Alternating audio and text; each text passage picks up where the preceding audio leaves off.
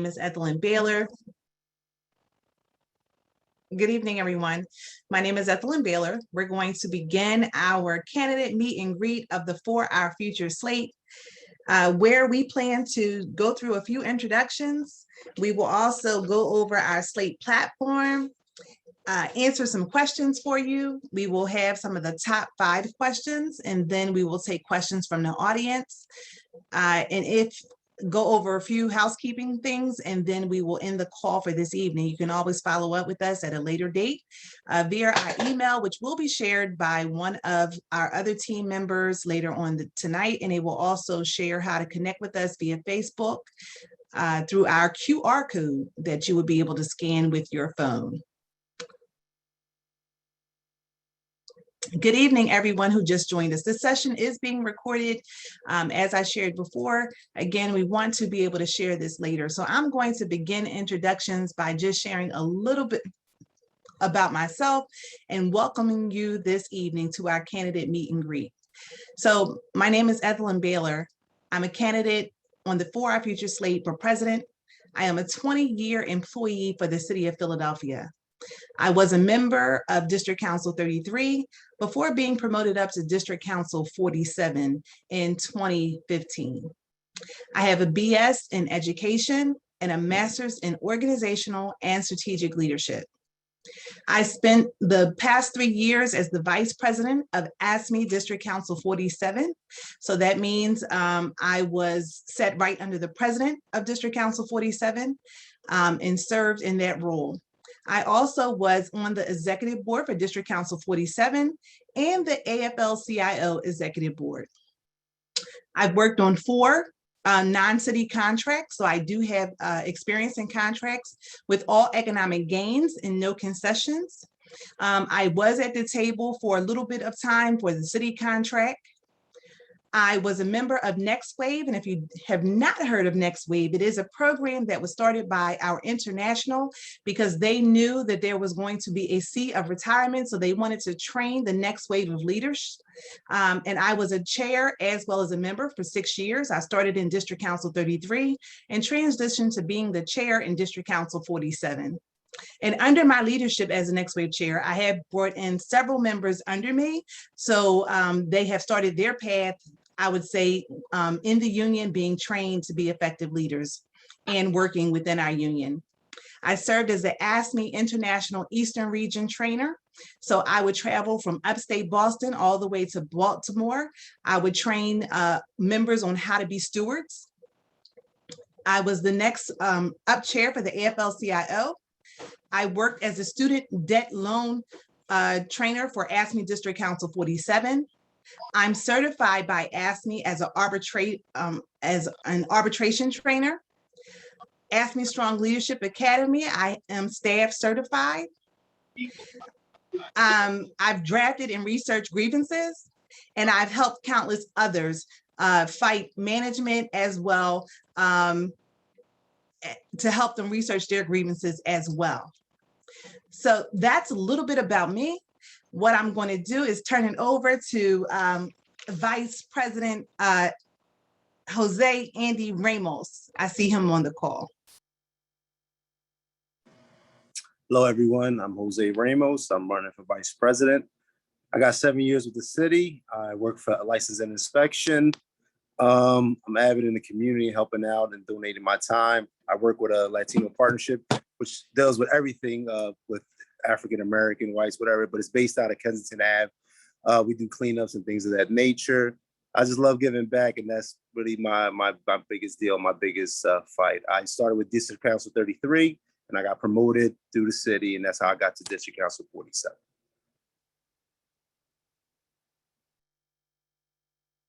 Is Adonica Gibson on the line?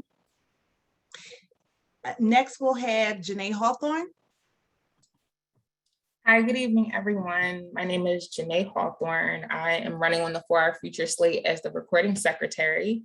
I currently work within the Department of Behavioral Health and Intellectual Disability Services, also known as DBH-IDS. I've been with the city for almost 8 years. I formerly was a part of the health department. I come from a union family, third generation civil servant. So I have that experience in terms of just knowing what unions are supposed to be like, right? Currently, I'm a part-time doctoral student in health policy and management at Johns Hopkins School of Public Health. So I'm really excited to just introduce the slate and answer any questions that you all may have. Thank you. Dr. Dash could not be here with us this evening, but Dr. Dash is running for union agent. She holds a PhD in public policy with a concentration in public management and leadership.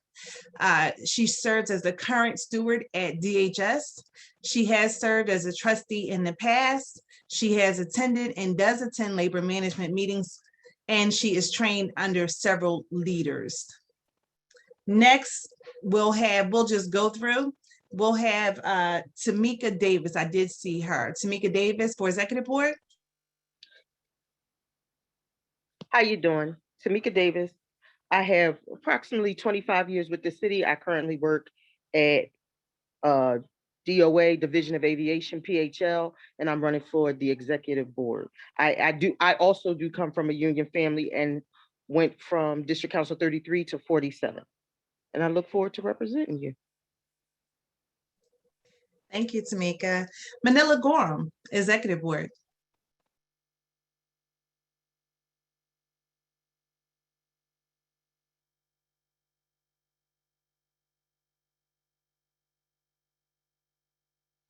I think she's having some technical difficulties. Manila, you want to unmute yourself? It won't. There you go. Did it unmute? Yes, we can hear you now. My screen is. Can you hear me now? Because my screen is frozen. You can hear me? Yes, we can hear you. No? Yes.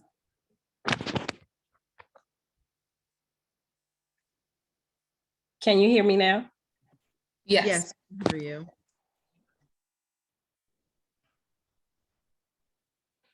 Yeah, I'm sorry, I'm gonna try and log in on my. So Manila is logging in on her phone. Lynn, you want to go to the next person? Yeah, so we'll go to Cambridge.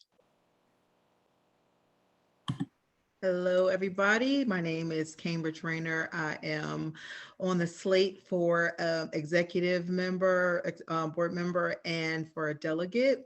I work for the Department of Behavioral Health. I've been with the city a little over 10 years. I can't work with you guys.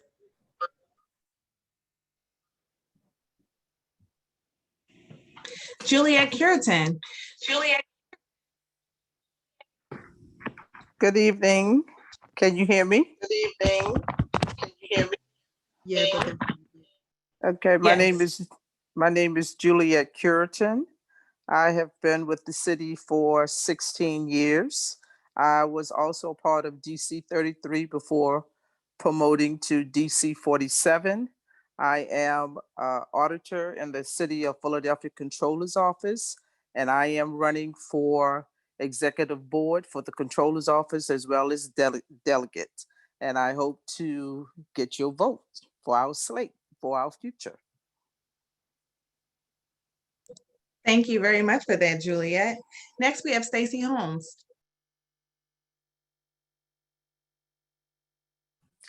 Good evening, everyone. Hope all is well. Oh, wait a minute, my camera's not on. I'm having some technical challenges over here today. No worries. We can hear you loud and clear. Okay, long as you can see me. I am Stacey Holmes. I have been a member, or I have worked for the city of Philadelphia for the past 27 years. I have represented people at DC 47 because I work for the Philadelphia Department of Prisons. I am running for the executive board, and I got a brain fart for some odd reason. the executive board and union delegate. I look Yes. forward to working with everyone. I look forward to representing everyone, not picking and choose who I represent. I would just like to do a diligent job in representing you as the members and the body of DC 47. And I would also like to bring your voice to the table. Thank you so much. Thank you for that, Sister Stacy. Next, do we have Vanessa Flax Brown? Hi, my name is Vanessa Flax Brown. I've been with the city for just under 20 years. I started off at 33 and I've been in 47 the majority of the time I've been here. I was at the airport for about 10 years, and now I'm working with the Office of Property Assessment. And I'm running for trustee, and I'm looking forward to working with each of you. And I thank you for your vote in advance. Thank you. I'm going to go to Brother Keith Smith. I know he's out right now, so he's not going to be able to hang on the line with us for very long. So Brother Keith Smith, please introduce yourself. How y'all doing? I'm Keith Smith. I work for the Office of Property Assessment. Been a shop steward for about 5 years. We have to get a change done because when I've been always doing things for the members in our office, it never gets fully done. There's always an excuse of why this is supposed to be. So we have to get a change in immediately and do something. So Keith Smith, I'm at football practice right now trying to make sure they're doing something. So I apologize for I'm looking sweaty. So that's what I have to say. It's okay. Well, we thank you for joining us this evening. Get back to those kids over there. We thank you for your service, not only to the union and the membership, but to the community. So thank you. Next, we'll have Brother Maurice Graves. Good evening, everybody. Sorry, I'm driving.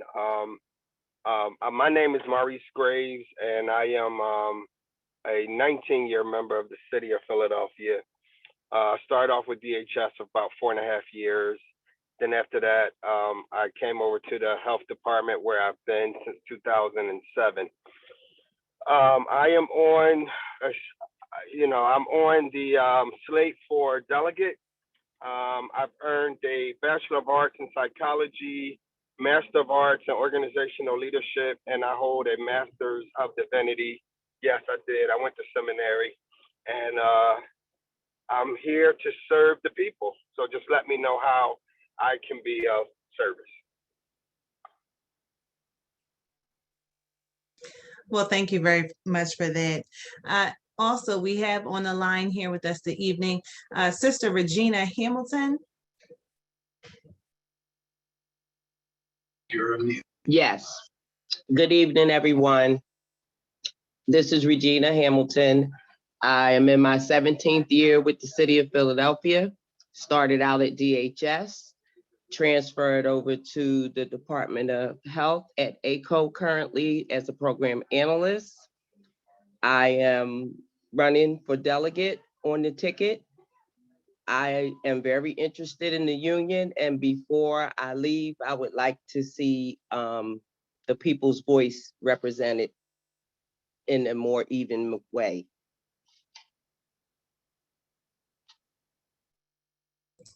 Thank you for that, Ms. Hamilton. We also have Sister Ebony R. Williams on the line. Hi, everybody. I'm running for the slate of delegate. I have been with DHS as a social worker since 2008. Unfortunately, in 2010, I fell backwards down 10 steps in DHS, and I was paralyzed at first, and only through the grace of God now, I am doing much better. I'm like the bionic woman. I've had several surgeries, so many unpaid medical leaves. So one issue that I know has plagued many is how things get handled with regards to, being injured at work or the health and welfare aspect of it. And I think I kind of went through a whole lot of departments within that, and the advocacy that I know is needed for everyone, and especially I'm interested in changing the narrative as well as changing the outlook of the union as not being favorable to some and more favorable to others. So I'm really interested in being a part of some of the equity as well as the advocacy. And I'm here for all the positive changes, and I'm looking forward to prayerfully, working with or alongside many of you to, as you all said, for our future. So, and I'm a firm believer that anything that goes from the heart goes to the heart. And I just know that if 2020 didn't teach us anything, any day on this side of the dirt is a good day. And we have to make it the best day in the best way that we can. Thank you.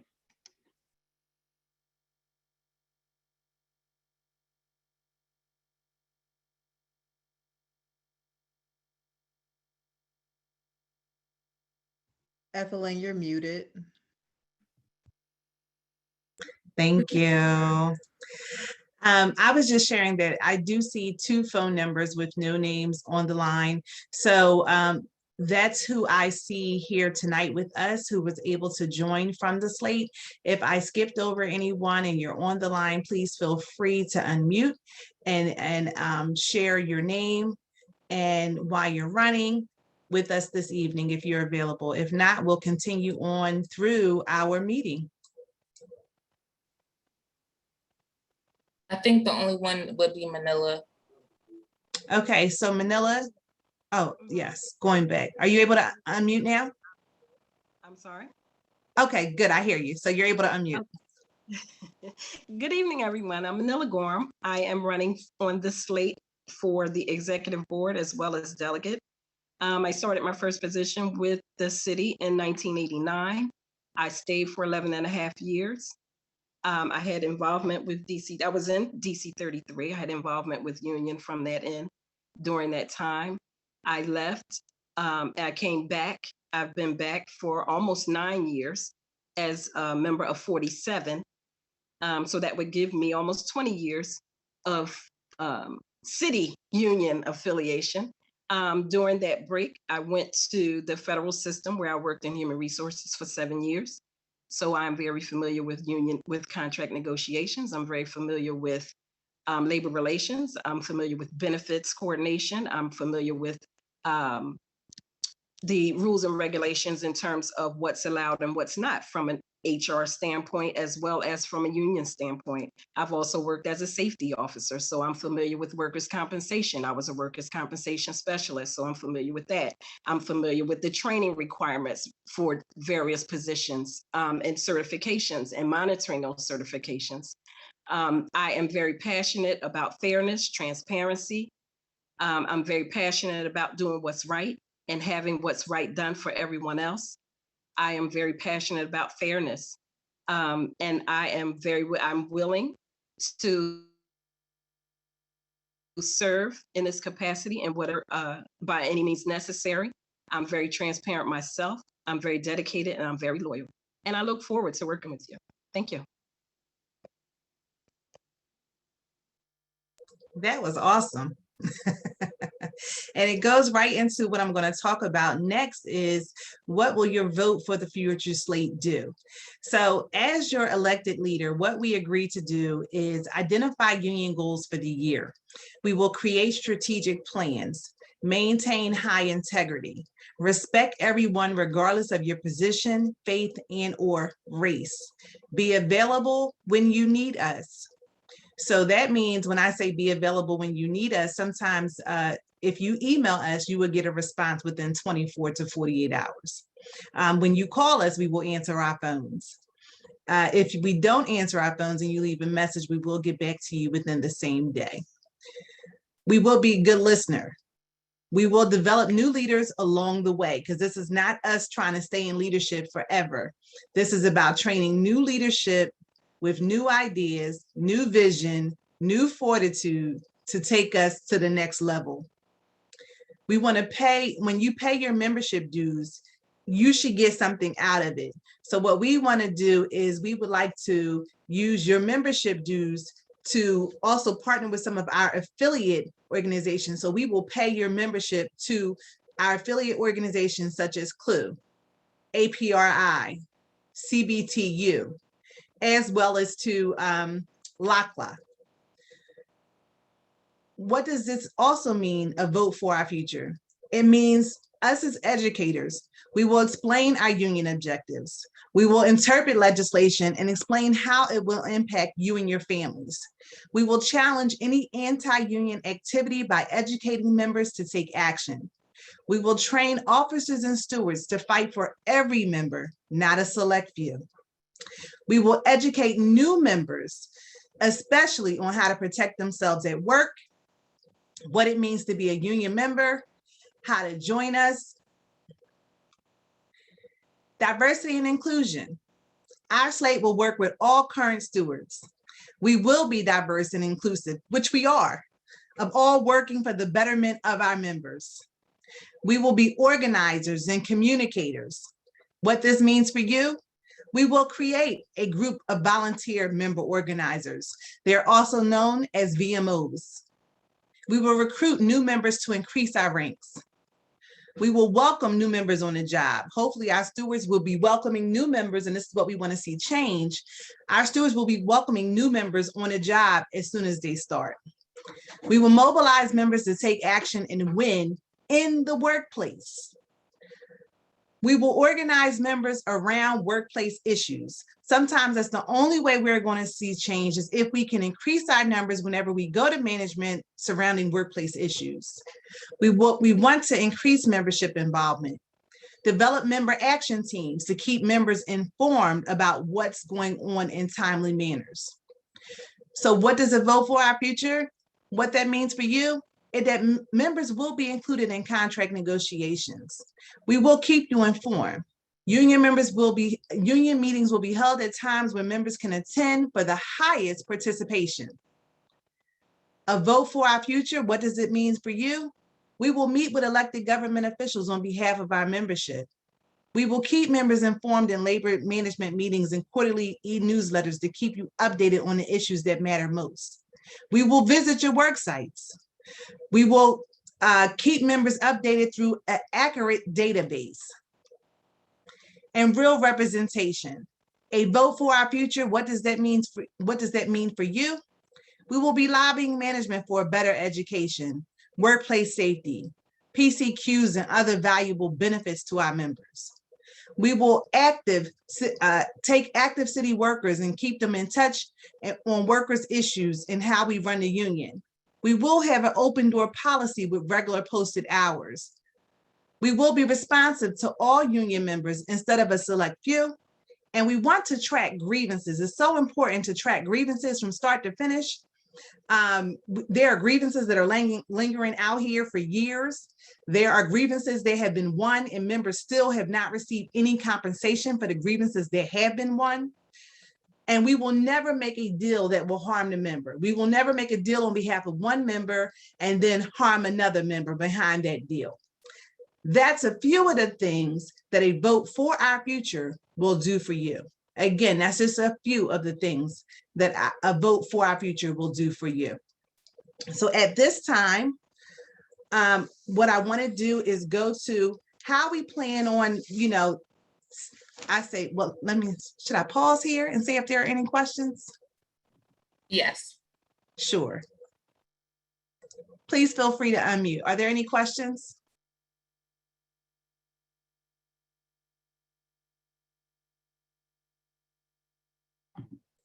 Alrighty. If you have any questions, put them in the chat. I have a question. Sure.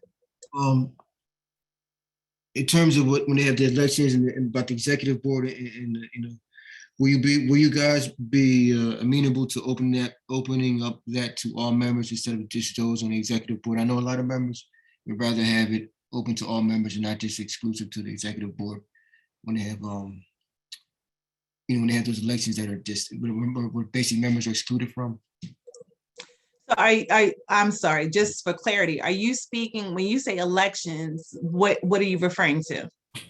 I know certain elections, the only executive board members can vote on, or only executive people could vote on. So that's only based on our bylaws. The only way an executive board would vote on a member would be if there is a vacancy. So if there is a vacancy within our slate, the executive board has the right to then vote on who they would want to replace or fill that vacancy seat. Now, if you're making reference to the council election, the council election is actually voted on by the delegates, Right. which is different. And yes, there will be some executive board members that are delegates as well, but Right. there will be others that will just be delegates. And so, I'm sorry, go Are you ahead. guys open to opening it up to all members rather than just having the delegates vote on that? Because a lot of members don't really like that situation. That would be something that would have to be changed on the council level. If there is enough support on the council from all of the locals making a change to our constitution on the council level, then that can change there. But 2187 cannot make that change arbitrarily ourselves. But what we would be open to, right, as our delegates communicating with the members that there is a council election and who would they like their delegate to vote for. Yes, Right. that's what we, for our future, would be willing to do, to keep our members informed and to make sure, because as a delegate, you represent 40 members, each delegate about 40 members at each work site. That's why we have so many delegates. So I would expect for our delegates on the For Our Future slate to engage the membership and seek their input on who they would like to represent them on the council level. That did not happen last time. Oh, currently we're out the loop. So you're saying currently members are out the loop. Is that what you're saying? yes. So again, a vote for our future would increase our communication to the members and having the members have input in the things that matter to the council as well as to our local. And you guys would push for that. I don't say you're limited as a local, but you guys would try to push for that change, right? They have the members maybe have more. When you say push, do we support that change? Yeah, suggest it up to the council level. I know you can't really, you know what I'm saying, like push for that change. Maybe it's, go to the council meetings and suggest, try to get that change if you can, do as much as you guys can to change that. So again, as I shared, it's something that could not be done just by Local 2187. In terms of parliamentary procedure, anybody can make a motion to change things, but again, it has to be supported.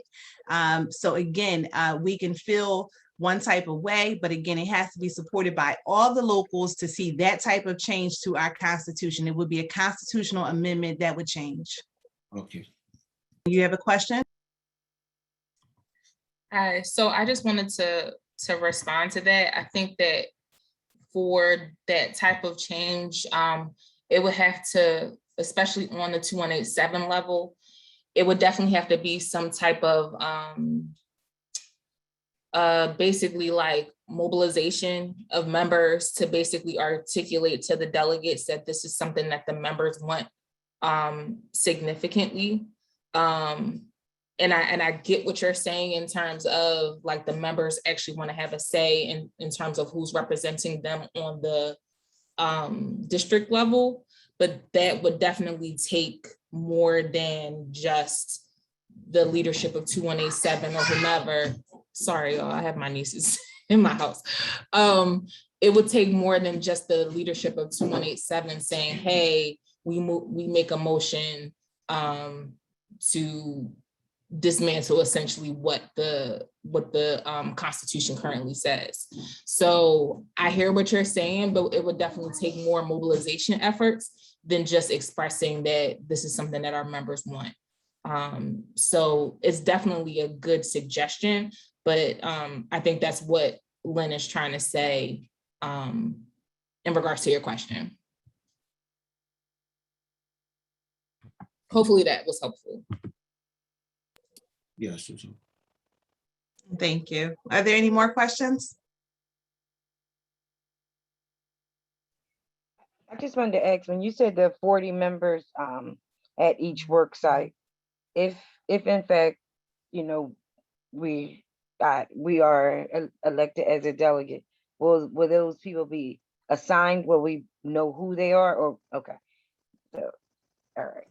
So you would have a job as a delegate. It may be more than 40. You have a job as a delegate Okay. to communicate to your work Amen. site. And Got that's what will be expected. You can have a lunch and learn on the work site. Again, this is us coming with some ways to engage our membership, development of a MAT team. If you as the delegate wanted to communicate through your MAT team members and say, hey, this is what's coming up, let's make sure we get the message out, but you want to make sure that you have input from the membership. Okay, thank you. Yes, you're welcome. That's just according to our Constitution. When they determine how many delegates will be assigned to each local, that's the math formulation that's used to determine the delegates. You're welcome. There are no questions in the chat. All right, so we'll just go to the top 5 questions that we normally hear and the members would like to have answered. So the first question that we hear about a lot is, does a vote for our future change my steward? And that answer is no. This is not a steward election. This is your local leadership, top leadership, your executive board, your trustees, and then your delegates. Your delegates are separate from your stewards. Your steward can be your delegate, but again, the role of a delegate is different from that of a steward. Your steward will handle your first level grievances. So again, that's the difference. Your delegates are your delegates to council, which is AFSCME District Council 47. That's the difference.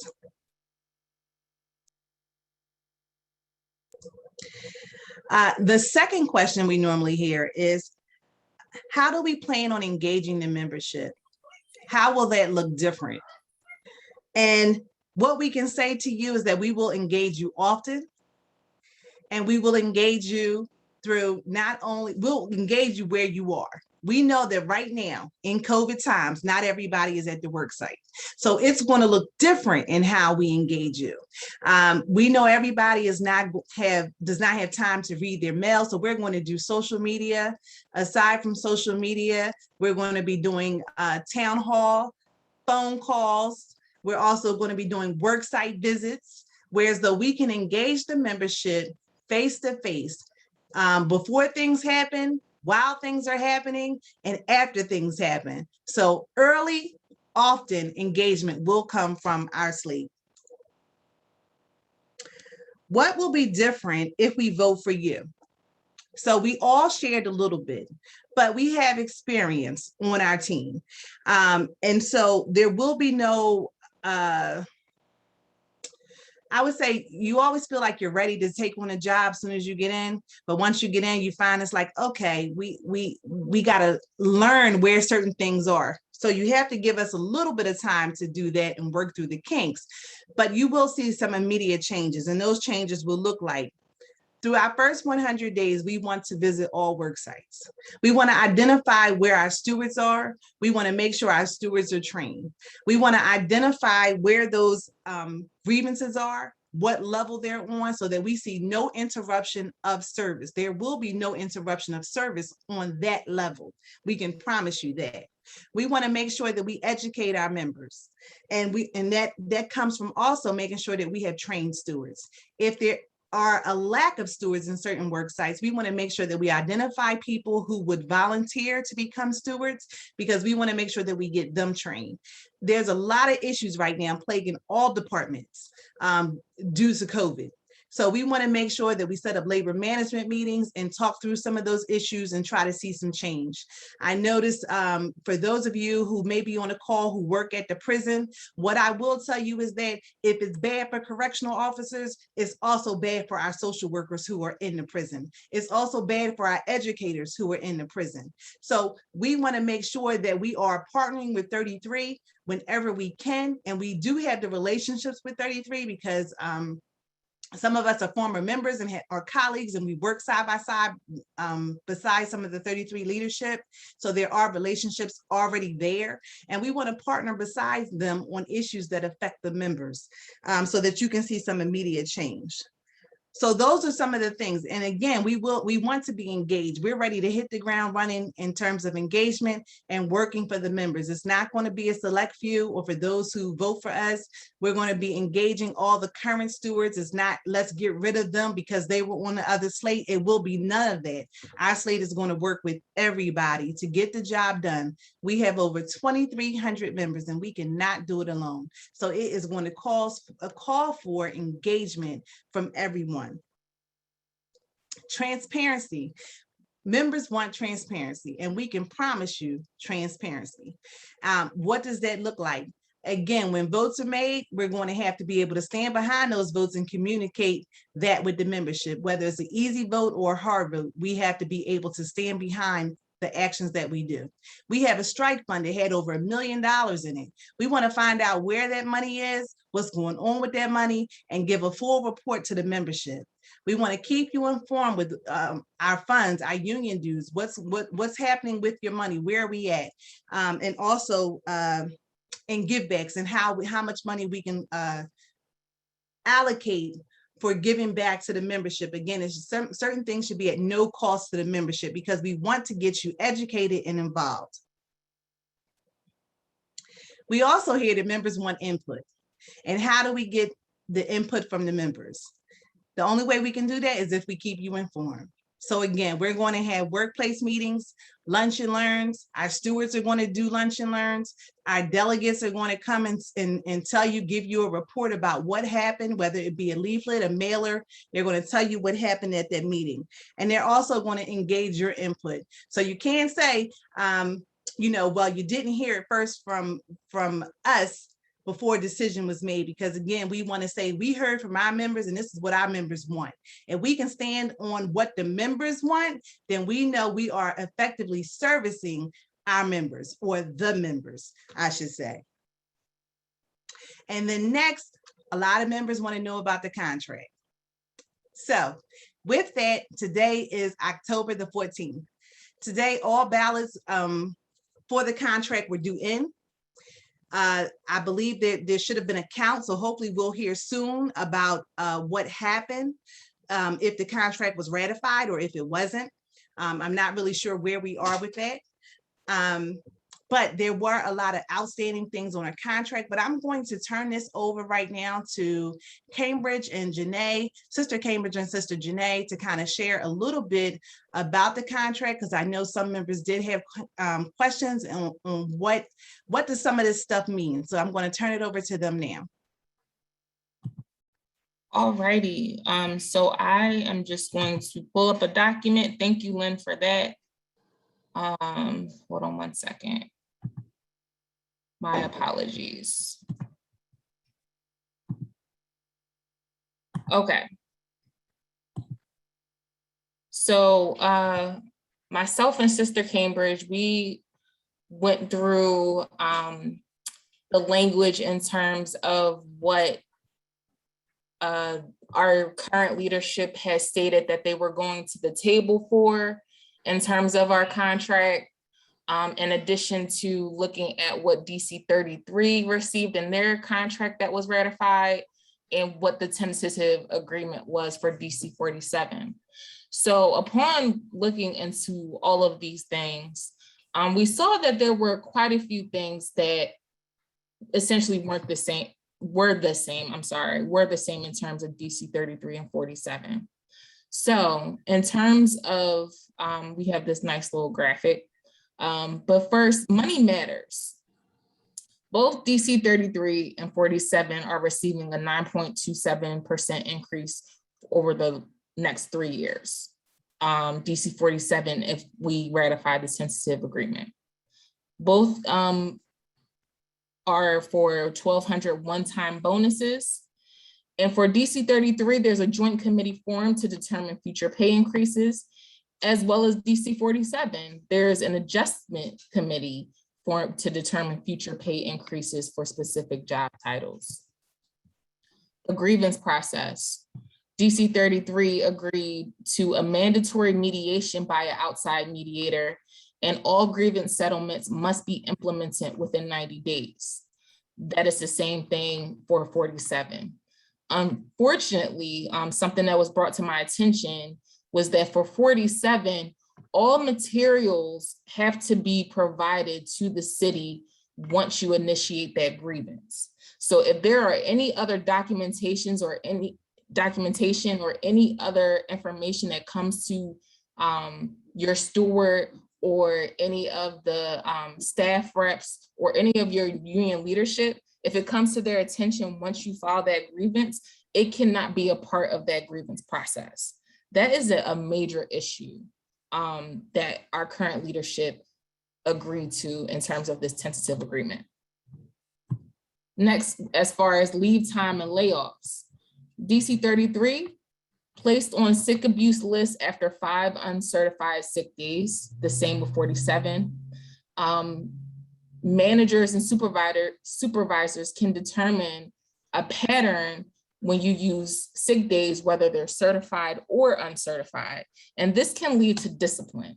So regardless if you have a certification of whether you use that sick day, if your supervisor or your manager says, oh, this seems like a pattern, it can lead to discipline. To avoid layoffs, employees can volunteer non-pay, non-duty status and keep their health coverage. There are 4 weeks of parental leave as opposed to the 8 weeks that our current leadership came to the table with. We all received an additional AL day. Juneteenth is now a paid holiday. And then employees with 40 or more vacation days can actually sell back up to 10 days per year. And last but not least, in terms of shift changes for both 33 and 47, shifts and schedules can be changed within a 24-hour window and 8 hours with emergencies. So I'm also going to share something else. There were a lot of things that our current leadership left on the table. I'm sorry. I'm trying to pull it up.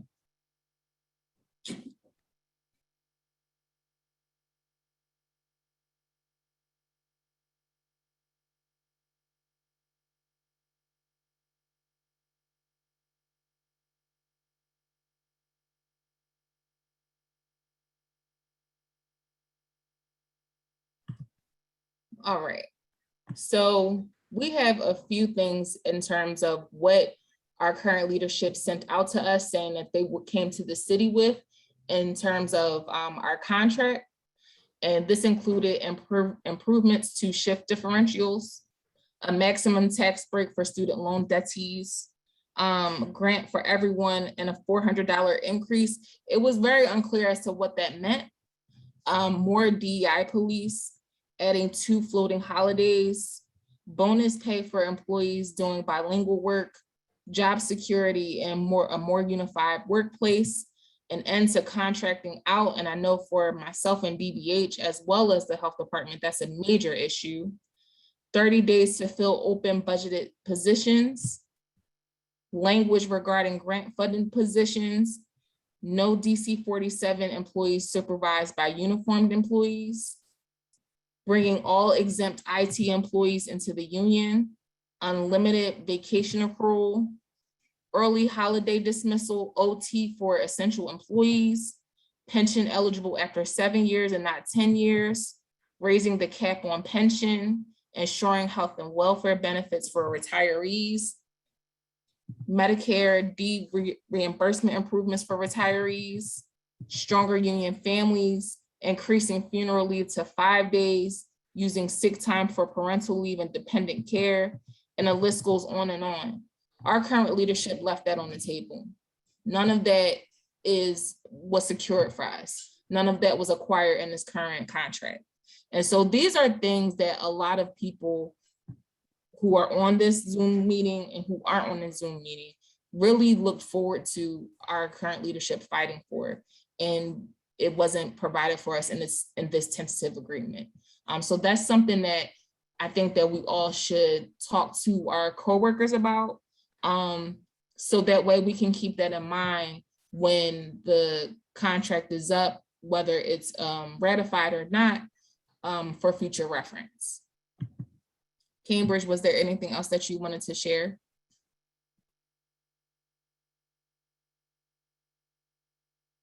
I was muted, sorry.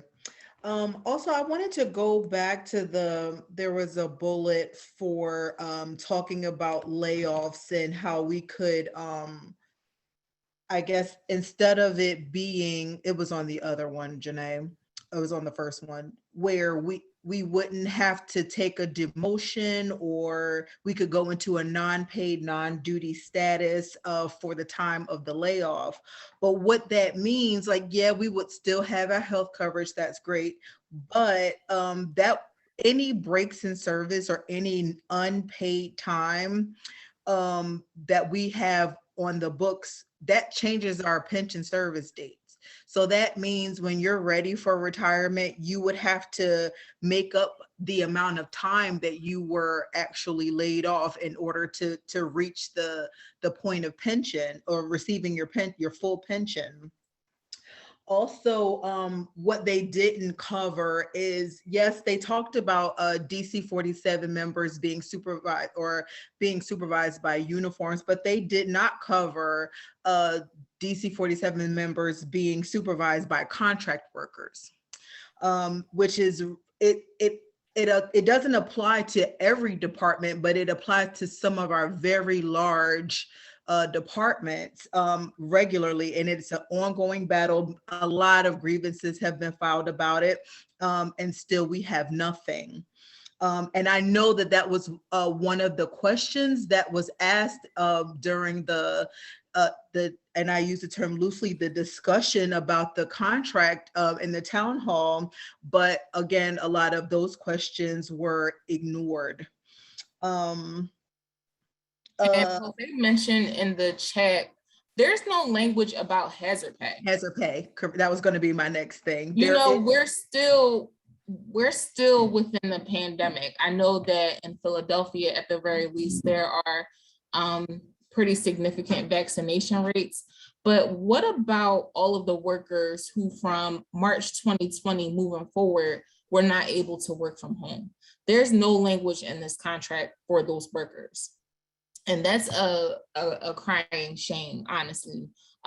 It doesn't show that our current leadership respects our members, in addition to the members that have essentially fought tooth and nail just to keep their jobs and to keep their health. We've lost a lot of members, whether it's DC 33 or DC 47 to COVID, and this contract or this tentative agreement does not highlight any language in regards to that. And that is unacceptable. Essentially, in summary, the contract is largely copy and pasted. I fail to see the tireless, endless work hours that were put into it, considering it looks a lot like 33's agreement. So we yield back to you, Sister Baylor. Well, thank you. And I did want to just highlight too, as Local 2187 leadership, once elected, our fight is not just for our active workers. Our fight is also for our retired workers of the local. And I'm highlighting that or lifting that up because what was negotiated in the contract could have been better. We still have some pensionees who have retired a long time ago and are making less than $1,000 take home. So trying to negotiate for them would, it matters when we have an open contract. What was negotiated for our retirees is that it would go into effect in 2022, January of 2022. For those who retire, they would receive an increase in their benefit if they were to life insurance up to $7,500. That's something that those who have spent countless years for the city and who retire today, tomorrow, next week, have retired already, should have been afforded the opportunity to have that as well, not just those who retire in 2022. So that's one of the things that we would like to do, is to, whenever there is an open contract, to negotiate for the members who have worked so hard for the city of Philadelphia and are members of Local 2187. Katrina said that she never received a ballot to vote on the current contract. Is it too late for you to vote? Yes, it is too late for you to vote, being as though all ballots had to be turned in on the 14th, which is today. And the ballots were counted today. So yes.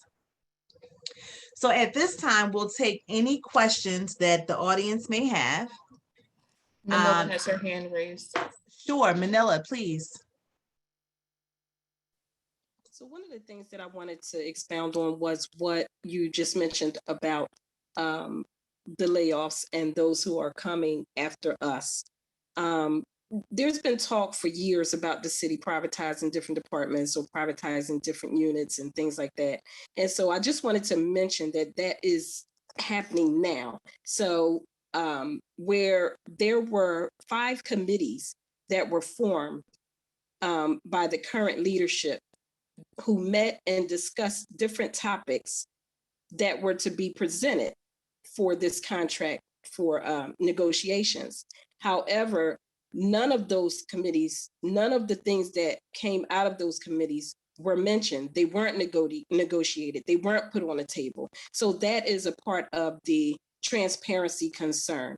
So and I just want to give this example where if you go on the city website at any given time, you might see 150 positions. In fact, today you'll see 152 positions announced. But when you click on civil service, only 19 of them are actually civil service positions. And so this is the rate that they're contracting out different positions. Yes, it has started with the Department of Public Health and the Department of DBHIDS, but as we all know, that's just where it starts. It's going to travel through all the additional departments.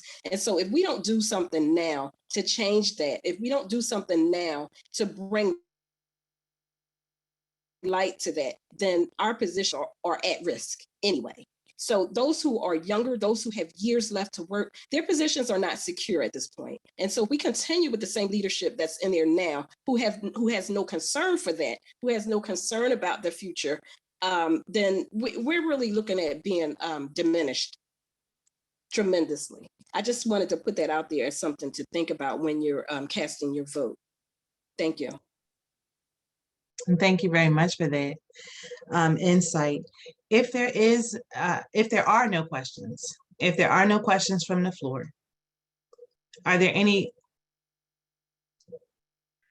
in the chat, Janae? I'm sorry. Sure.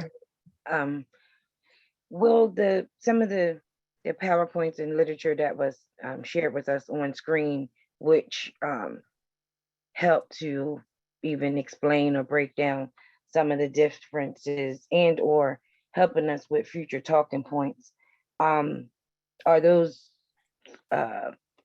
correspondence available to be either email downloaded or just especially for those of us who are new, just to be able to be all on the same page and all on one accord, disseminating the same information? This information will be posted on the website by close of business tomorrow. Okay, thank you very much for that. No problem. It will also be on our social media. It'll also be on our Facebook page for those of you who follow us on Facebook for our future 2187. Thank you, Cambridge, and thank you, Janae. So our ask for you this evening is that you vote for our future, vote the slate.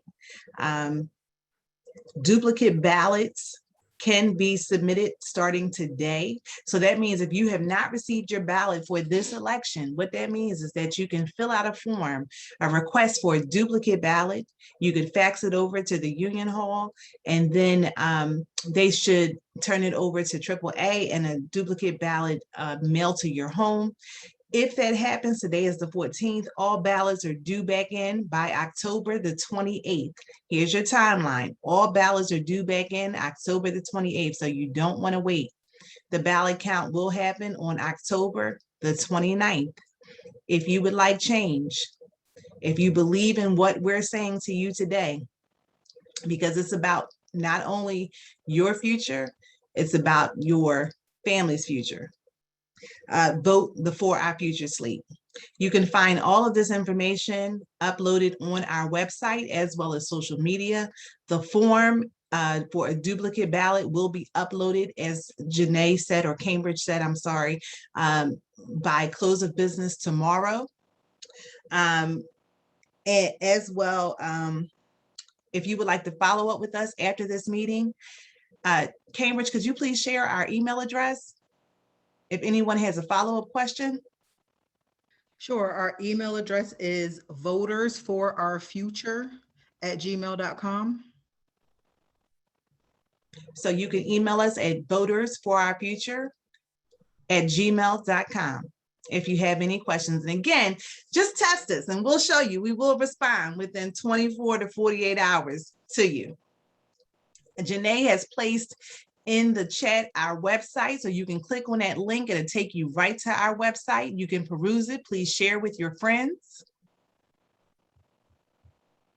And that concludes our meeting. The time is now 8:02. So if there are no more questions, we would like to thank you all for joining us this evening, our Meet the Candidates on the For Our Future slate for the local 2187 election. Thank you all for joining us this evening. Have a great night. Good night. You have a great night as well. Thank you, everyone. Good night. You're Good night, welcome. everyone. Good night.